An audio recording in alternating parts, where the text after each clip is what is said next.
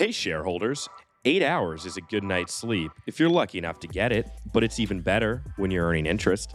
BSD is proudly sponsored by CoinFlex.us, a crypto yield platform that helps you trade, mint, and earn crypto, as well as inventors of America's first interest-earning stablecoin, flexUSD.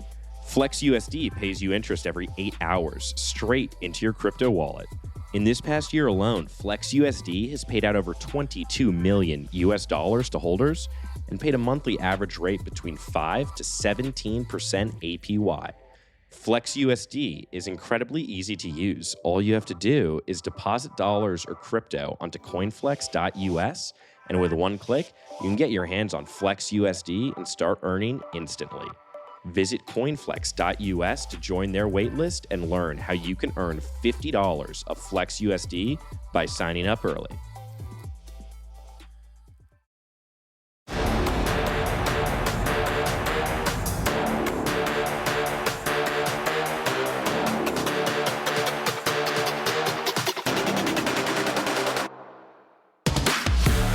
Ladies and gentlemen, analysts and associates, welcome to your Managing Director Secretary's favorite podcast, the Big Swinging Dex Podcast by Litquidity and Moran.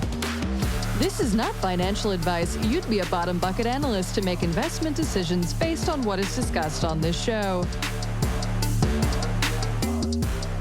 Welcome back to Big Swinging Dex. Lit. As always, how are you today? I know that you're probably jet lagged, having just come back from quite the vacation that you can't tell us where you're located, huh? Yeah, it's been tough. I got up at top secret location. You know, very hot, a lot of water. Okay. A lot of beers were consumed, but you know, I woke up at 4 a.m. and I've honestly been waking up that early like the past week. And Nice. Yeah, so I don't know. I need to get back into the groove. Yeah, I feel like I'm usually the early one to wake up, and then you're the one like burning the midnight oil at 2, 3 a.m. with shit. So got it covered, you know. I mean, honestly, we cover all market hours, especially the Hang Seng. So that's what we do over here at Litquidity. Yeah, no longer the Moscow stock exchange. No. Hey, as we said last podcast, we are Team Fuck Russia, so that nothing has changed. Let's just cut them all off from the entire global financial community. We no longer send merchandise to Russia, and we actually have talked to Spotify, and BSD is no longer played in Russia. So we had like 73 views the last time I checked. 73, no more. Okay. Which leads me to our next important point. In addition to being Team Fuck Russia, this podcast, obviously, as always, is brought to you by CoinFlex.us, crypto yield platform that helps you trade, mint, and earn crypto. And honestly, Lit, it is America's first interest-earning stable coin. How do you feel about that? You're earning interest every 8 hours while you sleep. You like that? I fucking love that. Can you make a bald eagle sound? Do it. Nice. I love it. That's exactly what the icon of America sounds like. But to our friends at CoinFlex, welcome to America. We can't wait till they start in March. And, we love it. Our producer's laughing. Whatever. This is what happens when you wing it. It's a podcast. We're winging it. It's our podcast that we no longer allow Russia to listen to. Because you know why? Team Fuck Russia. Okay. All right. We're focusing. Lit. With us today, we have a very special guest who, I know I read this book, but I'm wondering, have you read Bill Keenan's discussion materials? I've skimmed it, Mark. You've skimmed it. An executive overview, if you will. Yeah, it's like how bankers skim primers or 10Ks. Like I got the meat of it, and a lot of respect for Bill and what he did. Exactly, great, and thank you so much for that context. For those of our shareholders who may be like my boss over here and not know exactly who Bill is. Bill is someone who he grew up in New York City, went to Harvard, obviously played hockey there, was so good at hockey that he played semi-professionally. We'll round up, say he played pro in Europe after college for a few years, and then he went to Columbia Business School. And what makes him so interesting to the shareholders is while he was at Columbia, he decided, you know what, I'm going to go into banking, and he went into banking at none other than Deutsche Bank. Yeah, and then he spent 2 years in the industrials group, just getting a bunch of stories, writing them down, making it seem like he was diligently taking notes from meetings, but lo and behold, he was actually taking notes for this book that he was going to write. And so he wrote discussion materials and released it shortly after leaving Deutsche Bank. So now he's a COO of Airmail Magazine, which is a newsletter digital media startup, and just raised some funding. So, Bill has moved on. He's doing better things. And as we'll come to find out from Bill directly in this interview, is that they just finished the film adaptation of discussion materials. So super excited to see that in theaters soon. But he's also famous for one other thing, isn't he, Lit? Oh yeah, yeah. No, it's one thing about banking is the art of crafting the best exit email. Right when you quit. Lit, what was your departure email like? It was pretty boring, not gonna lie. But I think that we should actually read Bill's email because it's fucking legendary. So, Mark, you want to pull that up real quick? Yeah, as your analyst, sure. So this is titled bye-bye_VF, which everyone knows. That's the final version. That's the client-ready version. So the classification for this is public, and it says, team, my time has come. I've taken a position at the global private equity shop KKR, Kohlberg, Keenan, and Ravis, where I've been tasked with building out their cryptocurrency franchise, which that was a funny joke back in the day when this was written, but, probably pretty profitable now. Things I'll miss. Getting 7 calls from BIS minutes after sending over a request and explaining 7 times what I wrote clearly in the original email. Padding my 110-hour staffing log with rogue assignments. Having Dat swing by my desk and pester me. No, it's not, quote-unquote, live. It never is. Even after I put in my headphones while he's still talking. Non-speaking roles during credit calls. Seeing Emily from time to time. Pretending to know what special silicas are. Watching full seasons of TV on Monday afternoons. MD's assumptions that the F9 key magically redoes the model. Dammy's ability to laugh through the depths of an all-nighter.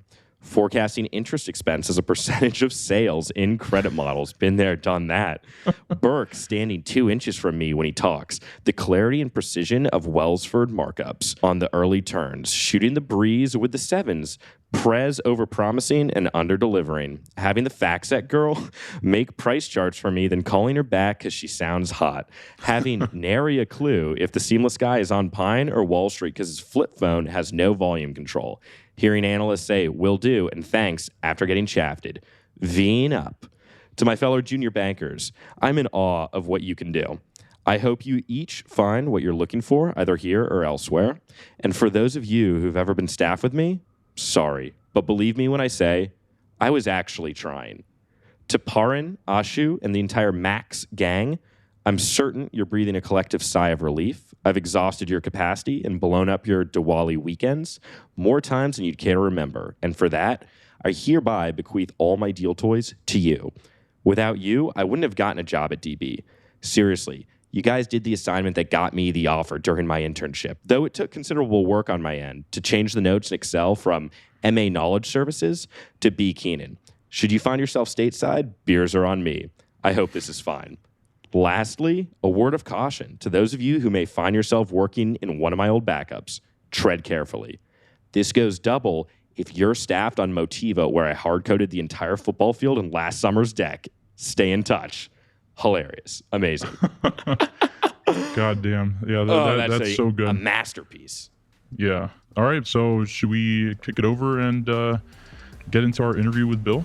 Let's do it. Let's flip the page and let's get granular.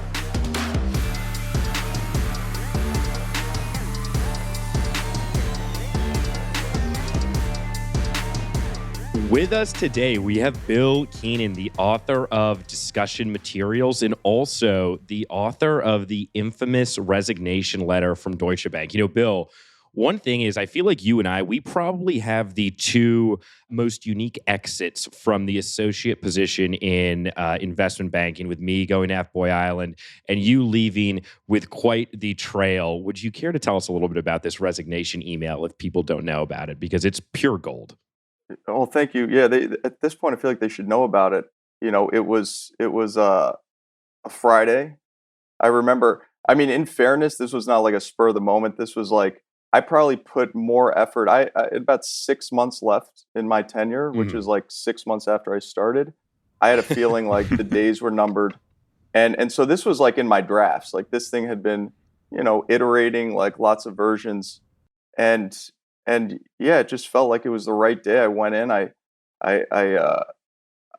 called my MD that I was working on. He was fucking relieved. Like he was just thinking like, we had that moment where he's like, "Are you sure?" And I'm like, "Yeah, like isn't this like, this is kind of what you But both sides agree on this one, right?" Yeah, like mutually accepted that this was, we were better parting ways. And I remember talking to the staffer and he was like, "Did you talk to Jim about this?" And apparently, I'm like, "Well, I don't know who's Jim." And I guess there's like some whole like junior banker, one of those like help groups that you have to like tell people like what's on your mind. And it was so crazy because I'd been there for 2 years and I didn't even know this thing fucking existed. So that was sort of, it was funny because like all this stuff that they have, it's just such sort of nonsense because it was almost like he was checking the box. He's like, "Did you talk to," it's like, I don't know who I'm supposed to talk to. There's no like playbook on how to properly resign. You know why? Because they want to make it so fucking hard for you to leave that you're almost like, you know what? Fuck, I'm not even going to fill out all this stuff. Like, I guess I'll just stay. Yeah. It's almost harder to leave than it is to get in, Exactly. That's the shocking thing about Wall Street. Like once you're in, like you can go anywhere, but they make it tough to switch banks, to leave, to do anything. Dude, and you get these people like there's always that group of people. I sat next to the one girl to my right, never showed up. I kind of admired her. I only met her a handful of times. And that was the girl that I had mentioned because I was like, there's fucking lessons to be learned from this girl. Yeah. Because like she was never there, and eventually I think she got phased out, and the woman next to my left was always there. And she did that thing when you leave banking where it's like, they got to make you feel like you couldn't cut it. And it's just that like weird dynamic where it's like, she's been like warped into this thing. Like if you've left, that means like you'll land on your feet. It's like I'm on my fucking feet. Like, yeah, like I've like landed and that's why I'm leaving. Yeah, it's like you didn't fire me. I fucking fired you. Yeah, exactly. Exactly. Well, so speaking of that, so you've had a very interesting path because you obviously wrote discussion materials, but you wrote a book prior to going to business school, or maybe it was in the beginning of business school, right? About playing professional hockey.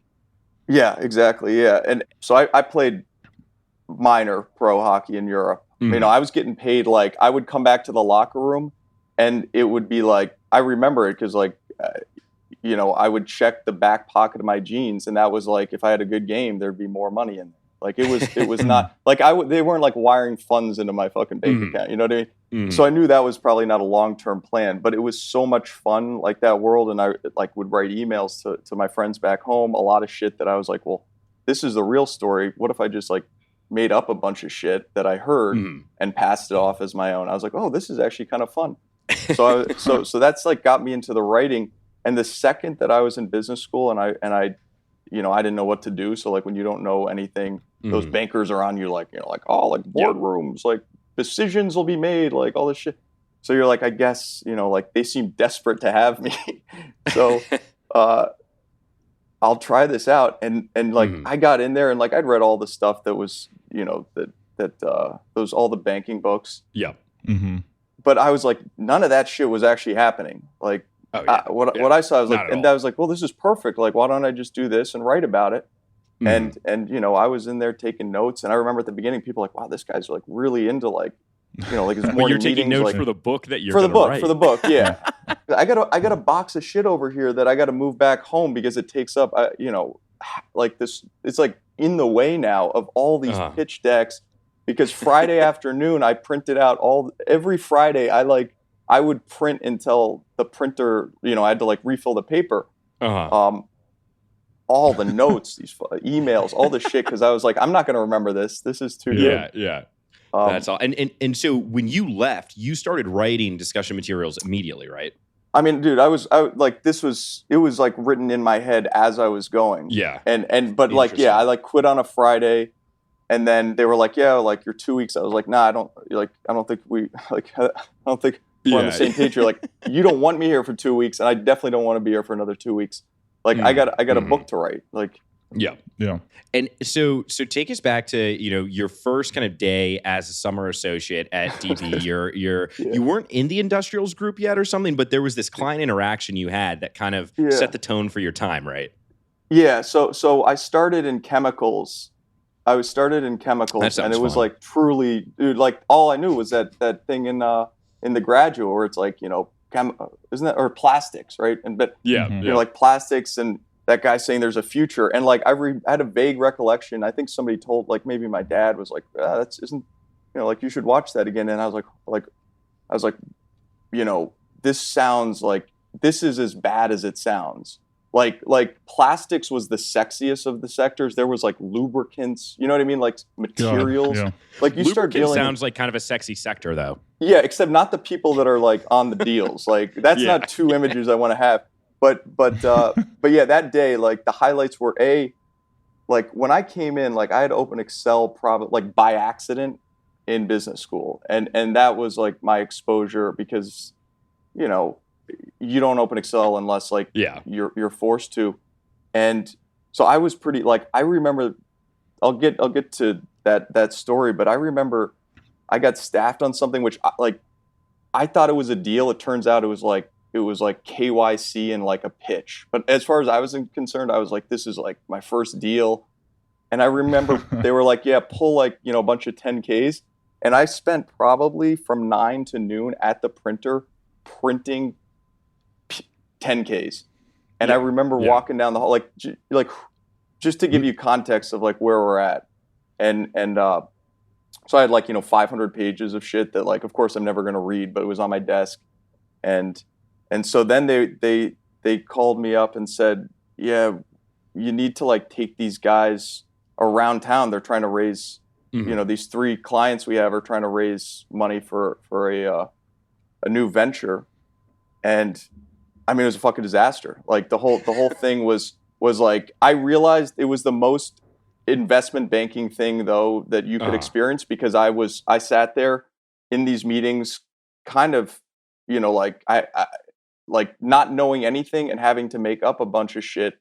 And that was pretty much what my experience was, from start to finish, like really not knowing what's going on and having like private equity guys, talk about themselves for most of the meetings. And these guys were trying to raise money for like an E&P. They were like wildcatters. They were like cool dudes, and they had like different like real socks people, on. not New York people. Yeah. Like I was like, I know what you're trying to do. You're trying to take like oil out of the ground and then sell it. Like that, I get. It's like crazy to think that they have to go through all this shit to try to raise money from guys that are like lecturing them on how to do it, that had never been out of like New York State. Just Excel monkeys, yeah.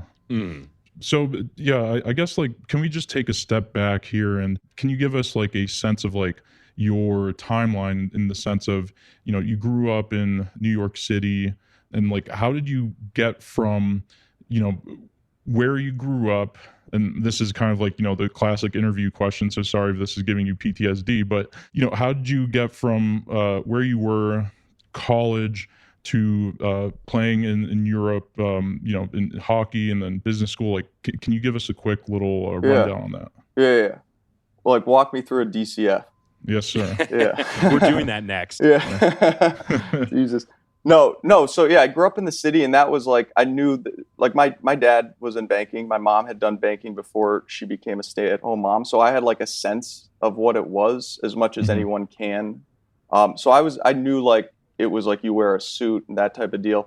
Went to like, private schools in Manhattan. College, I studied government, and I had a pretty good sense that like, that was kind of the easy thing. I was playing hockey. I wanted to focus on that. And I tried like economics, and all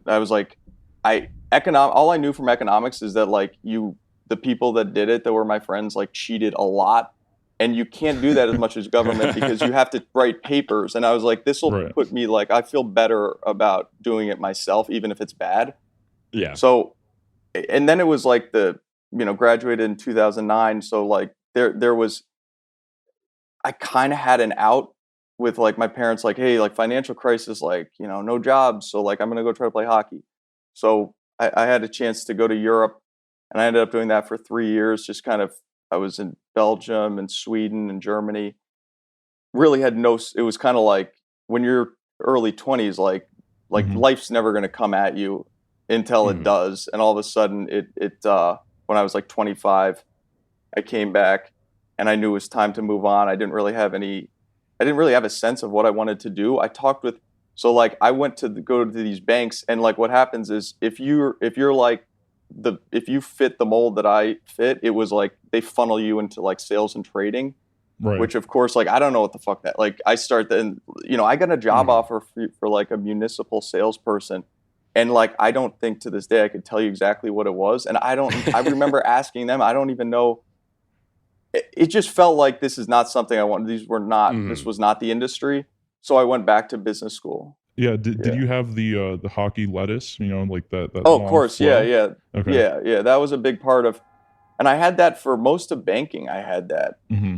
There was just like anything to make sure like I wasn't gonna go to like client meetings or be taken like I didn't want them to think like, oh, this guy, like we got to like get him in front and like get him in front of clients. So whatever I could do to avoid that and just stay in my cubicle way in the back, I did. Yeah. You ultimately decided to pursue business school then after, several years in Europe. How'd you land at Columbia, and like, what was your thought process in there? It was like, hey, I'm going to do this for the sole purpose of getting into investment banking? Or was that just like, hey, let me just like recollect myself and see what I want to do? Yeah, it was definitely the latter. So I ended up at Columbia because I knew I wanted to be in New York, and it was the only business school I got into. So it was nice. Like not a bad pretty one. Yeah. I applied to a lot. I applied to a lot though. Yeah, I would have. I mean, there's. You definitely would have gotten in if you got into Columbia too. You never know, because it took me a couple whacks too at Columbia, and that's how I knew. I was like, well, shit, like maybe this is worthwhile if they're gonna like reject me the first time.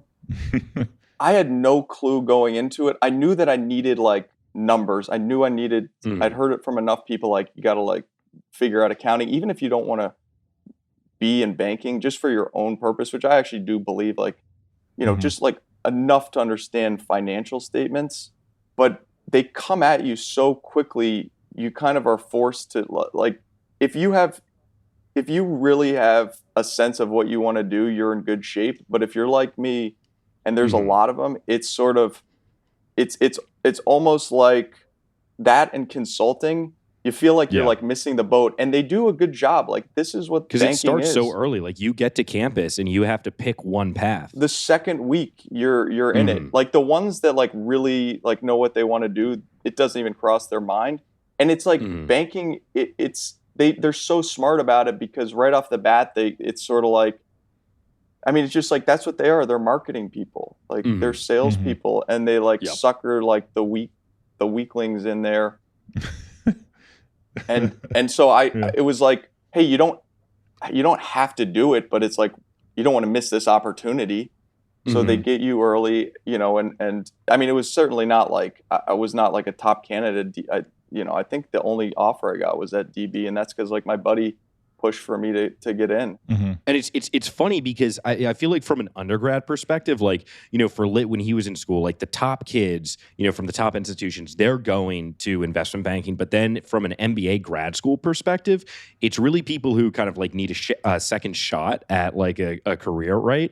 And it's oftentimes people like you and me who, not necessarily top of the bucket, if you will, of candidates who go into this. And it's like, I couldn't have gotten a job in investment banking in undergrad, but it's like in business school, they're fighting over who they can get. It's wild. Yeah, no, without question. Like, I think it's so much more competitive. I had one roommate that did it, and it felt like he was like gearing up since freshman year to get this job. And by the way, like, makes total sense, because once you enter as an MBA associate and you're like, what the fuck am I doing here? Like, telling this kid what to do? Yeah. Like, you get like a senior analyst, and like, I mean, that's your best friend. Like, you better, that kid, you better get that kid laid. You better get like everything he needs to get done. That's your job as the associate. That's it. Exactly. Because you're not going to contribute anything when it comes to the actual work product. Yeah, you're managing like the MD, the VP, and everything, and you're just like, like, let me make sure that I don't have the analysts who are doing the actual modeling and the presentation work, that they're in the zone, they feel good, and they want to work under it. Yeah. Like you get their seamless, you make sure that they're like the cubes all set up, and it's not the whole thing. I don't know. It sounds like they got to like revamp that. Yeah, I mean that's like what my like entire reason for making the page was. I think like we come from our experiences in finance from a similar perspective. It's just like, I wasn't born into this, but I just felt like I wrote things down in my head, sometimes in like a notepad on my iPhone, and it's like, like I gotta meme this. This is just ridiculous. But there's no like, you don't hear about this in school or read about it or see it in the movies. And I guess like, that's something that I think we're both, uniquely positioned to be able to sort of tell it like it really is, not, some Hollywood bullshit that just like focuses on, some millionaire top dog or whatever. This dichotomy, like what you're saying, Lit, of like what the reality is and then what it seems like to other people. Because Bill, there's one part that stuck out to me that I forget where it is in the book, but you're talking to a VP and it was right after you just had a tough night and you're like, what made you do this? And the guy's like, well, went to business school, like started losing my hair, fell in love with a girl, and now I got, multiple kids, paying for private school, so I'm just kind of like stuck. And I remember reading that and I was like a second year associate and just being like, oh man, like this is like the path like we're all on, and it hits you because it's so real. And it's only things like your book, Lit's Memes, that like actually target this reality of it rather than the perceived reality that like people in Wall Street Oasis think it is, or people in the media, Yeah. No, I mean, here's the thing. There is one thing I did realize though. There are people that do like love this. There are kids that like you get like an accretion dilution model, or and Yeah. And it's like it's just like they're beside themselves. Like they want to like do extra. There's one kid that used to come in on the weekends to like change macros and stuff, or change the color palette. And it's like this kid, that was the other realization, is like you're never going to compete in a world in which like someone is going this hard at it. I mean, it's almost like it's something to I mean, I envy that in that respect, because to find something they care so much about it, I can't relate to it. But yeah, to your guys' point about seeing like the reality, there's so many smart kids that are there that I feel like you almost have to, if you're going to stay there, you got to start like buying into it, or you're going to go crazy, because like you have to start, and then you got to kind of portray that and make it seem like it is. You perpetuate that myth, because like to face the facts, that can be, pretty disturbing. Yeah. And I think that's like, we harp on this a lot, especially in our first episode of, focused on mental health. It's like, you really got to like focus on what you love. And if your heart's not in it, it's just going to be a nightmare. And I guess like, what most analysts do, maybe I have no idea what the analyst, who loved changing the macros on the weekends did for fun, but I got to assume some people like myself at the time, I would like, the only time I would get giddy over a model or staffing was being able to put it on my resume to then speak to it in a private equity interview and hopefully get the fuck out. But like, that's kind of just, my heart wasn't in it, and I'm sure a lot of people's heart isn't in it, and everyone's kind of like using it as a stepping stone. To what you're saying, yeah, when you use it as a means to an end, that's when you get in trouble, because if it's all about like, and what's crazy is it's so true, because that's how MDs, I remember the lines that they'd feed you, like, this will be a great bullet on your resume, and thinking like, this is, I wouldn't even know how to like write. I remember like updating resumes, and I would just like get my buddies who had already put this on their resumes and just make sure I knew the multiple of the deal, because like it was going to be too complicated to try to like write it out on my own, because I didn't know half the stuff that I worked on. I couldn't explain it. But it is a weird thing, because I remember talking to one of the analysts, and there's enough that put thought into it, and he made the point that like it is a job that encourages a level of mediocrity, because the ones that are really good are going to be really good in order to get out of there. So the ones that end up staying, it's sort of like they're not. It's kind of like a middle of the pack group. Yeah. Mm-hmm. Yeah. And it breeds a shitty kind of work environment. Yeah, like I've always said, it's a threshold in terms of banking, like for intelligence, that you have to be intelligent above a certain level. But if you're too far above that, then it's like you're too smart for the job, right? And it's kind of the people who are like slightly above it that kind of make it, have the best careers in there, where they're kind of peaking in terms of their intellectual capacity of what they could be doing. And if you're smarter than that, you get out, you go after your 2 years. But I think it's interesting from like an associate perspective that for us, when you're in your late 20s and you're just sitting there late at night, like thinking about all this shit, and you're working so much and like not having time to do anything else, it's a different kind of realization process than I feel like going in as an analyst and then knowing like, okay, I'm going to work for 2 years, then I'm going to get out. And I know you talked about that a lot in the book, and kind of what was your thought process like on that? Because you approached it knowing that you're going to go in for 2 years. Like for me, I thought, okay, I'd get to kind of like VP principal and then pick my head up and figure it out. But, it's interesting because it's different, idiosyncratic for everyone, right? Yeah.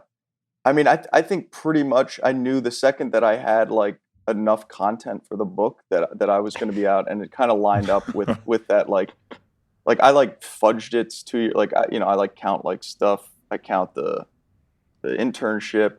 Mm-hmm. But like there's like a point where you're like, look, I'm doing myself a disservice. Like, and I'm not going to say like I felt like I let people down that were below me, but the only thing that I actually gave a shit at the end was like, I can't let this poor girl who's my analyst who like plugs away every night.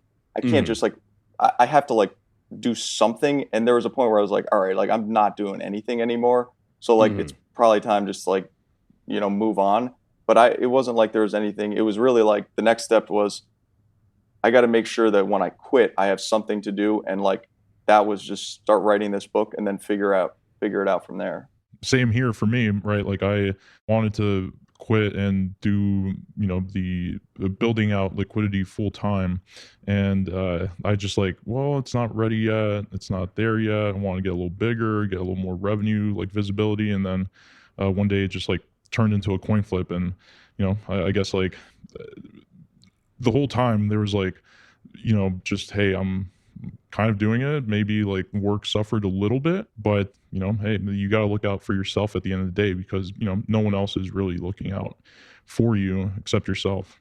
And I feel like the beauty of banking in that respect is that it does push you to the point, like if it's a job that you can sort of just like coast by and do, you can, it's almost worse because you can wake up in 20 years and you're still doing it. Whereas like banking, like it does kind of force you fairly quickly to be like, all right, I have this other thing. I'm whatever. Like for you, I have something that I'm kind of interested in. Wait a second, this is like, could be something.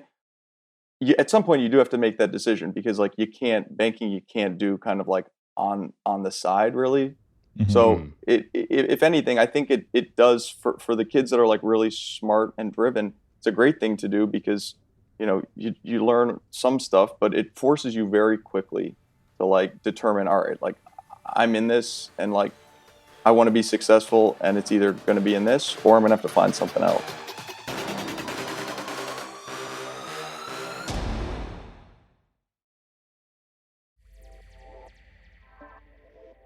This podcast is brought to you by coinflex.us. Coinflex.us is launching soon, and they're bringing with them flexUSD, America's first interest-earning stablecoin. With flexUSD, you can start earning double-digit interest on your dollars with the click of a button. FlexUSD is incredibly easy to use. All you have to do is deposit your dollars or crypto into your coinflex.us account, and you can immediately start earning interest and get paid every 8 hours. FlexUSD has no lockup periods or staking requirements, meaning you can cash out whenever you want with no nasty withdrawal fees or delays. Learn more at coinflex.us.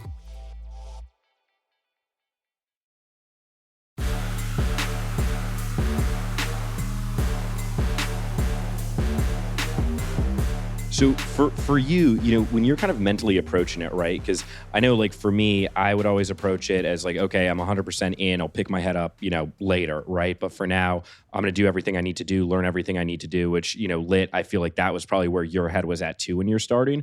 But Bill, for you, did you ever alternate kind of like, okay, I'm going to put in 100% and like, maybe I'll like it more than I think if I'm focused on it? Or were you always kind of like, I'm going to do enough to get by and then I'm going to focus on this book on the side? Like, did you ever have moments where something was super interesting or a deal went well and you're like, okay, like I could actually see myself doing this for a little bit longer than I thought? I think pretty early on I knew this was not going to like get me going.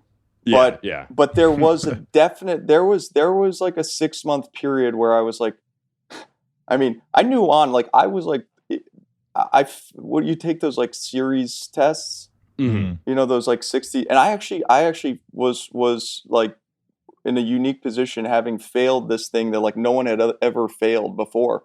So I had all this period of time where I'm like studying, like this is even before, like they couldn't even staff me on stuff. Yeah. So like, I was like at my desk like studying for these like this series exam that I was like, whoa, I thought this like everyone's like, this was like a breeze, like the joke that everyone passes, and like I'm here like cramming and stuff. So I was kind of I bring that up because I did do that exactly what you're saying. Like I had to fake myself, like, or fake thinking that like, oh, like this thing, like this company makes this chemical that is the reason tires are black. That's kind of cool. Yeah. And I was like, one day I'm like, this is what you've come to. Like, is this who you are? This is who you want to be. You want to be the guy that like is looking at like the growth rates in EMEA of, like polypropylene. And I was like, this is not. EMEA? Is that how you say it? EMEA? I don't know. I just never said it out loud. EMEA. I just never. Well, there's another one. There's like an EMEA, like an Eastern something or other. Oh fuck! Never heard that one. You just get further east, and the fucking growth rates, you just make them up more. It just like turns into APAC at some point. Exactly. But you know what I mean? EMEA. Like you get I did do that. I was like, maybe this is like if I plaster a smile on every day and like get enthused and like read like that, this. I did that every like, fucking day. Every day. A primer. Like somebody be like, here's a primer on the industry, and it's like, you can't expect me to like it's like I can't even like accept this from you. I was like, I can't have this in front of me. I think that just like comes down to the fact that you were in industrials. And one thing that I've subtly hinted at in my memes is that I fucking hate industrials because it does sound like the least like appealing industry group that I can think of. Me coming from TMT, I thought that was like, all right, somewhat interesting, except telecom, but like SaaS or media and sports, entertainment, I was like, okay, like that can kind of make it bearable, but I can see how, reading a primer of whatever widget shit you're doing, I have no idea. Like maybe that was part of it. Like, how did you end up in industrials? So they choose you like rank them, and I ended up like, if no one ranks you just kind of like fall to the bottom. And like, I think industrials and I guess it was natural resources is where I originally was, and then they merged them because they like started shutting down. There's all sorts of like I was at DB when it was like I don't know where it's at now, but like it was like all those like fines, and like it was a spiral, and so there was all sorts of shuffling. But it was when you don't know what the companies are like, what are they doing, then it's a lot harder to get excited about it. And like when you think, I remember, I think I wrote about this in the book, but like industrialists, like that's like shit that's like Rockefeller and like Vanderbilt, you know what I mean? So like all of a sudden we're talking like hundreds of years ago, or like, so like there's not like modern industrialists, as far as I know. So it just feels like, there's not like, it wasn't something that was that exciting, I did a few industrials deals. You have to make yourself excited and interested about it. And they were industrial tech, so that was a little bit easier. But yeah, I mean, it's one of those things. Like if you're not pitching a tent to this stuff, it's going to be really hard to get through the day, So we can't all be as fortunate as Lit with our TMT stuff, right? Well, and one other thing with TMT, specifically tech and loss generating like SaaS companies, is that modeling was a breeze because you would only go from revenue to EBITDA. And I think like when you're a mature industrials company, all the modeling gets like, exponentially harder, more intricate. Yeah, you're doing like pension shit and stuff, and it's just like, nah, no, thank you, no, thank you. I was like, fuck that, yeah. Slap a multiple on the revenue. Call it a day. Yeah. My internship, so it was half in chemicals, the other half I did in Fig. Which again was because everyone was like, no way Fig. And I remember thinking like, I was like, I got into Fig and I had to I went on the internet. I was like, what is Fig? You know what I mean?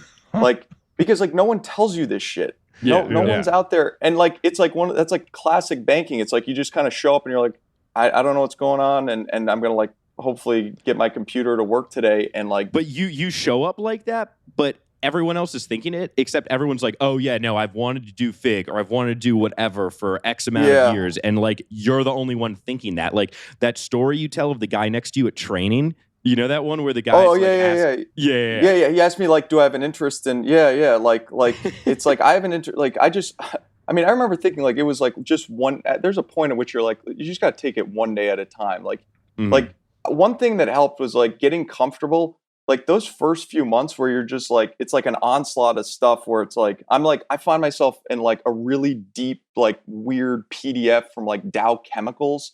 And I'm like, and it's like, I'm like, oh my God, like, am I supposed to be understanding what I'm reading? Like I'm looking at like chemical compounds and like, is this like, should this go in a deck? Like, should I know like organic chemistry? Like, how could I possibly advise or be a part of trying to tell someone like at Dow what to do?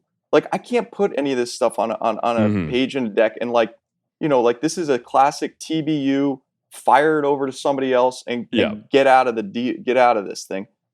And it's like, I mean, the fact that they entrust kids that age to have like this putting stuff in decks that are shown to clients is like, it feels halfway criminal.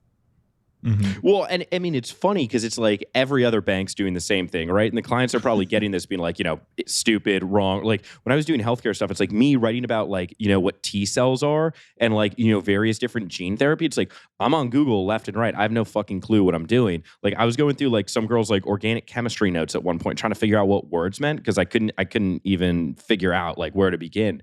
But it's wild because then it's like, we're the experts on this. It's like someone said to me at one point, they're like, look, the company, it was actually Jim Donovan, who I don't know if you know who that is, but he's the one who did the Art of the Deal talk, and then he had a relationship with Hope Hicks, but that's another story. But he was like, look, the story like with banking is like, you're never going to be able to know as much as the person at the company does about what they do. Like I've made that mistake. Just focus on the banking part. But for like people who are in coverage groups and stuff, it's like you try and do that, and it's always been like so weird to me that you try that, Yeah. No, and it is like shocking the gall that you have to think that like this guy, I remember like working on like a home builder, like a Toll Brothers and like, okay, so we can like start diving into some of like the minutia. So like think of like an EBITDA, like one of those like multiple, like an EV to EBITDA progression, one of those charts, right?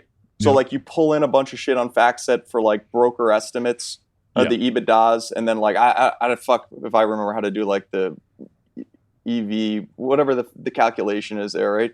And like it was one of those charts where it's like if it's like one of those where it's like 80 pie charts and all sorts of like floating things where it's like, all right, this is pretty tiny, I'm good to go. This was like there were only 2 charts on this page, and this thing's going. So like this thing is like. You turn if they flip onto this page and they fucking focus on it. There's a number that gets them jacked up.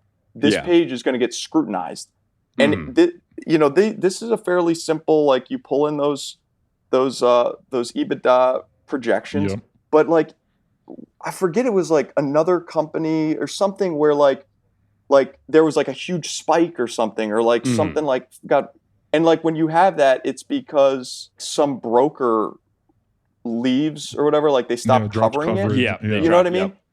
And I saw it, but like, this is like 2 a.m. So I'm like, I'm not, I see the spike. I'm like, like this is going to be get in there and then just like pull shit across and kind of smooth it out. Mm-hmm. And man, if I remember going through that page, it didn't even cross my mind, because that's sort of like a normal thing. You just like smooth it out and you're good to go. Mm-hmm. Yeah. And this guy, I don't know if it was like the CFO or whatever, but like we're on the call, and he saw, he's like, now how do you get this? Like there should be. He like needed to see that fucking blip because in the other decks, and I'm on mute, and then like it's like. This is why I can't be doing this job, like if it's just not fair. It's not fair to him. Yeah.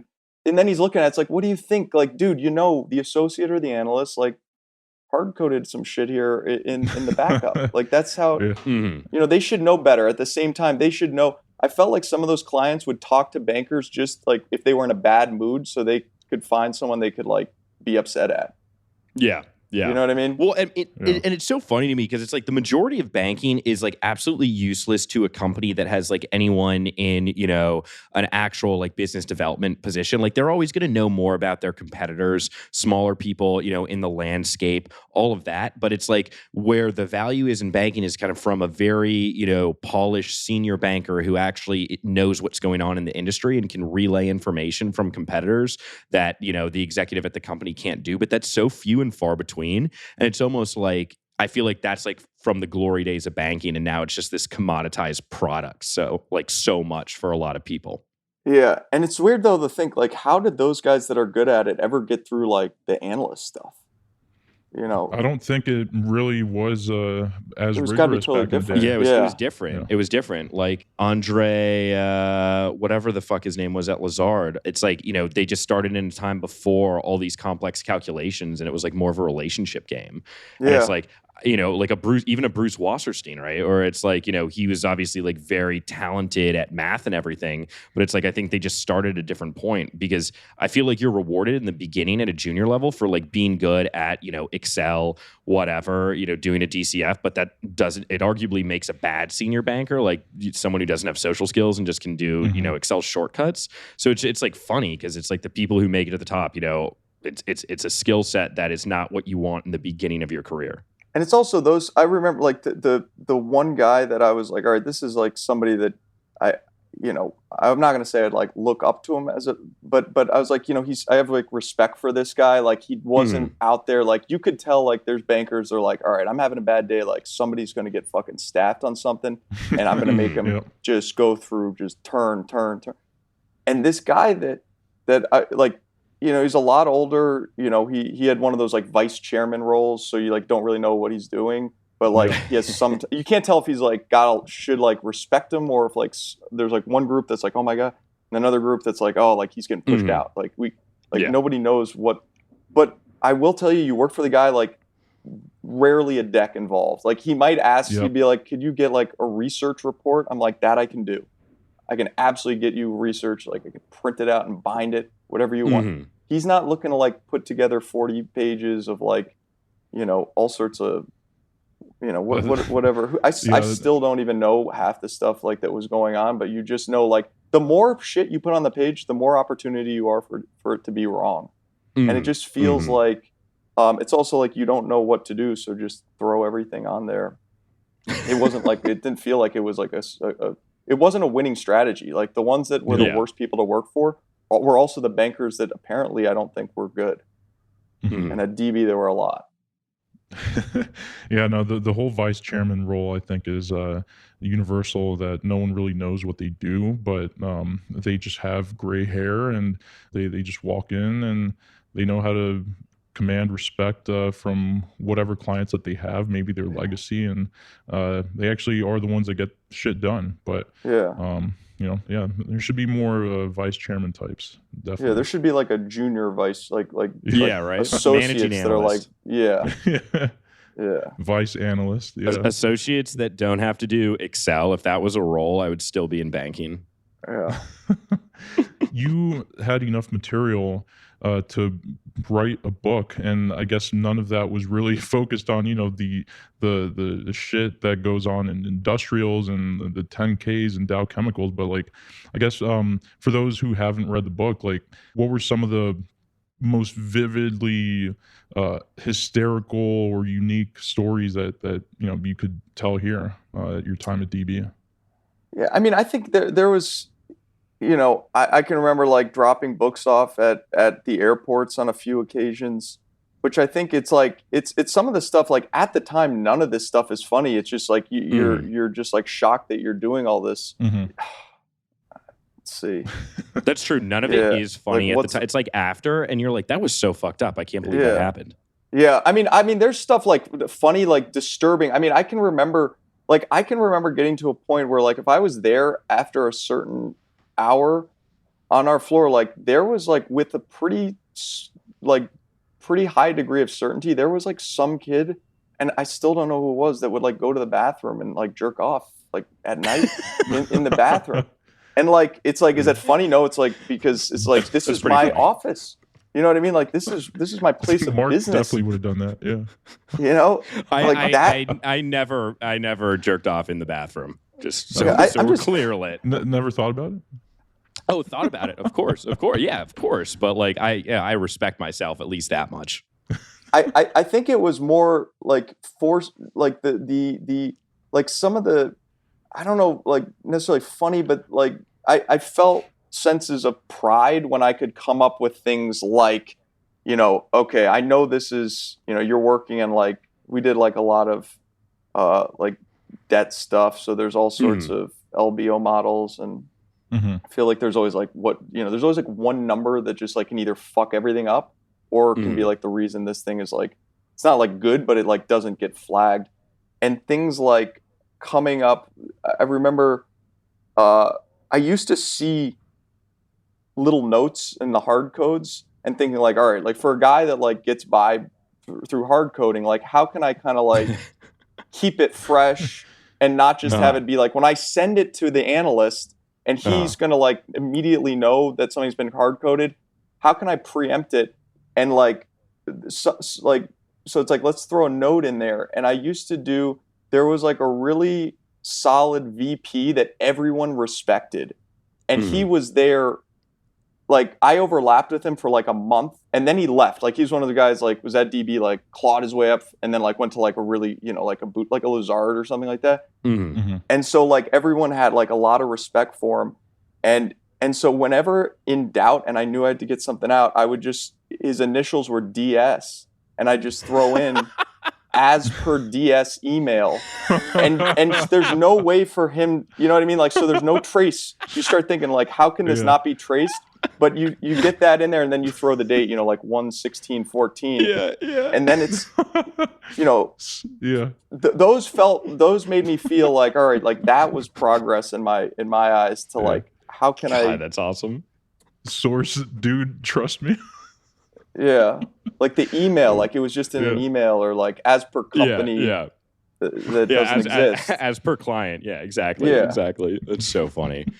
Oh my God. Hilarious. So in kind of looking back on your time, you've obviously done a great job with the book kind of analyzing stuff, but we got a lot of questions from our shareholders kind of saying, what advice would you give to a junior analyst? And one thing that I wanted to follow up on was that, so for you said about 6 months in, you knew you wanted to quit, that it wasn't for you. And that people always kind of say, what was your final straw? What was blah, blah, blah. And it's like, I mean, for me, truth is like, I literally didn't know I was going to quit till I did it. And I think for a lot of people, it's different. But, what advice would you give to an analyst who's say, 3-6 months in and they're like, I hate this? Should they stay on for, to finish out their first year, their second year to round it out? Or, would you encourage them to just go pursue their passion, whatever that may be?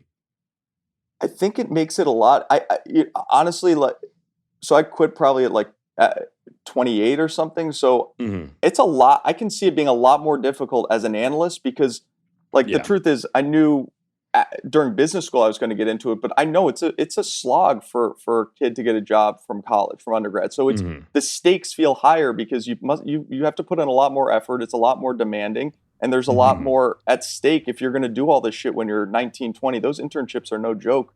Whereas in business school, it's sort of like, it is kind of a fucking joke. Like, to be fair, like, and like, there's someone below you. Yeah. So I think, I would almost like go further back and just make sure you're getting into it. Like, you're not going to know if you love it. And even if you do love it, you might not know it at the time. But like, I'd start even before, like, really trying to figure out, is this something that, like, not necessarily do you want to do, but can you tolerate talking to the people? But I think it makes it a lot easier mentally if you have something else, and it doesn't have to be like, the CFA or private equity or whatever it is, or it could be, but have something else going. Like, get something going. Like, talk, even if it's like talk with your buddies. Like, mentally, to me, it was like, I remember like talking about like startup ideas and like, they're like bullshit and you're not gonna ever follow through. Yeah. But mentally it gives you some like freedom, some space, like, oh my God. Because the problem is the walls start closing in on you pretty quickly. And then you kind of get in this world where it's like, I remember calling my mom like literally in tears some mornings and being like, trying to explain to her, like, I'm on this, because the last straw for me was this deal. It was like an aviation deal that combined industrials with Fig, and it was like almost like, oh God, almost someone like, dude, I like it's torture. Like it was, I didn't know what was going on. It felt like it lasted forever. It was like probably like 2 weeks. But like I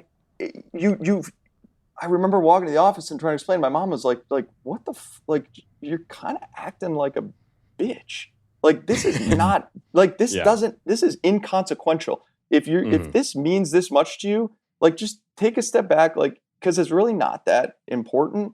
And there's other stuff you can do. So go like find something else that can at least give you some like breathing room.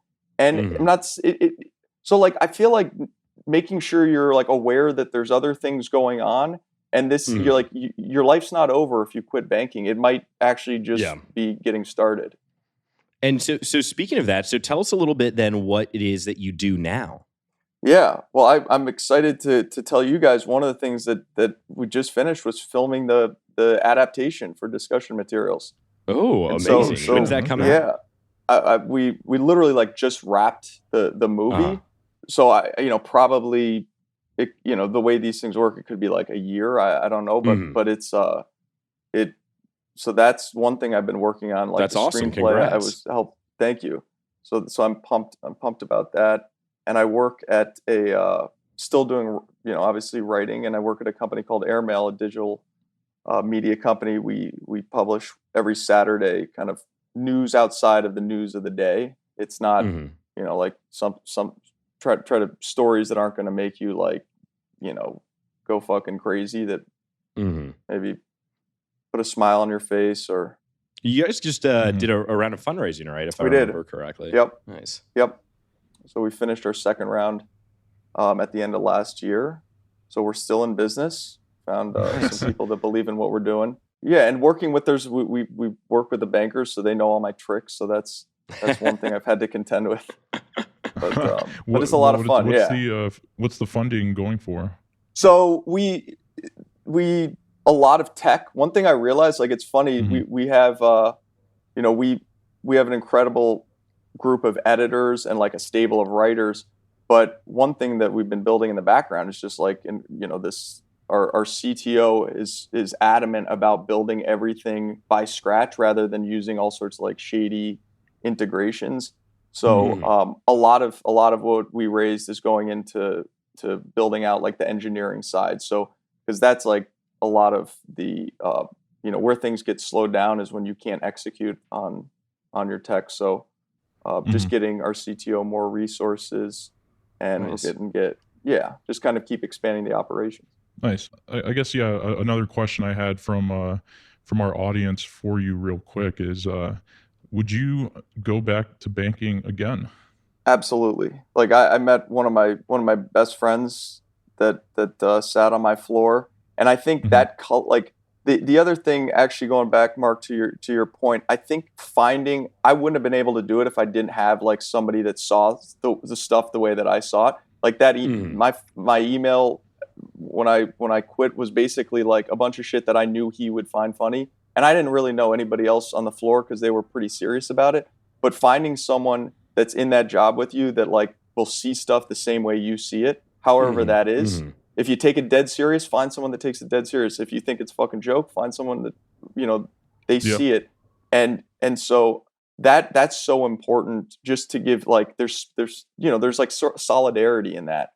So to answer your question, Lit, I absolutely would, with the contingency being I knew that I was either going to have him or somebody like-minded, because like ultimately I wrote a book, wrote a movie, like it was an experience that like it was, you know, like most things in life, like there's, you know, you got to participate in something, and a lot of times like there's going to be, you're going to have to like do a bunch of shit that you don't like, but there might be something great that comes from it.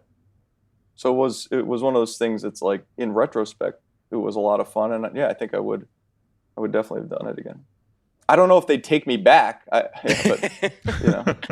Yeah, you and me both. So, Bill, one of the final questions we'll ask you that's coming from a shareholder is, so how did hockey for you translate into banking? Obviously, a lot of athletes, ex-athletes are in banking. That's helpful, kind of as you alluded to in the recruiting process. But were there any lessons from hockey, whether it be that you learned growing up or playing semi-pro hockey, that kind of helped you in banking? Yeah. Well, the lesson would have been like to be a lot better, so I didn't ever have to do banking. I would say it's a quote of the day. One of the things that I do think, and this is like part of why I wanted to write a book, is like most of the people I knew that went to a bank that were athletes did sales and trading, and like that gets like so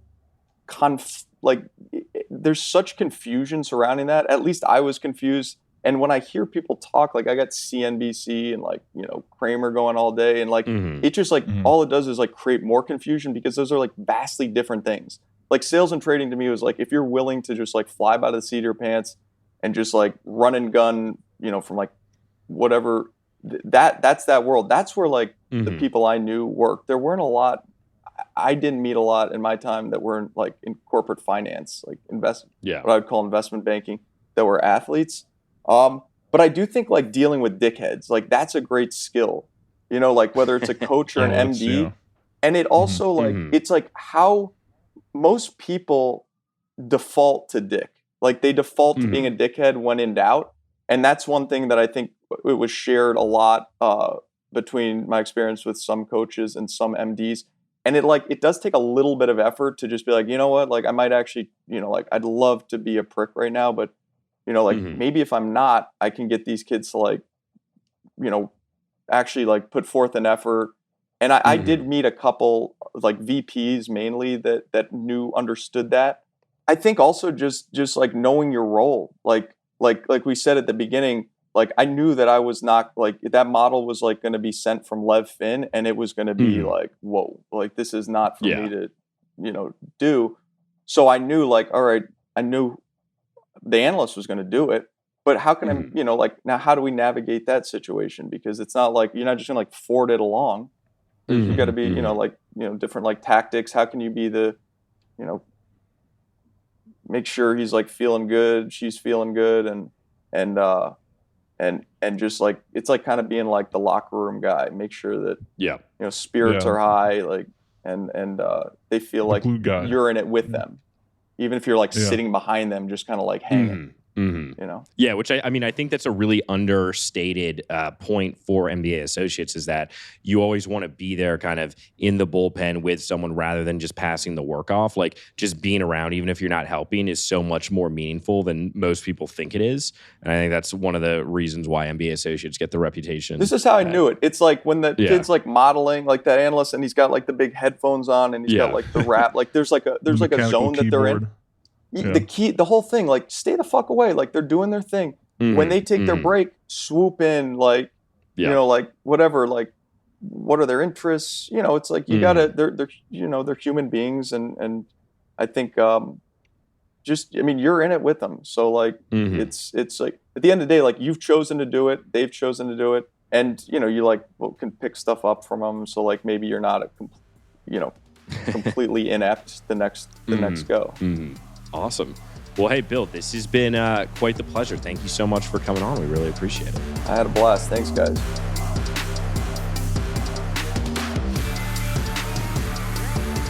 This has been Big Swinging Decks by Litquidity with your hosts, Lit and Mark Moran. This is a Red Rock Music podcast and is powered by Acast. Our executive producer is Red Yoakum. Our associate producer is Emma Martins. For more, follow us on Instagram at Litquidity and at It's Mark Moran, or visit the official website liquidity.co. So tune in weekly to your Managing Director Secretary's favorite podcast, available wherever you listen to podcasts.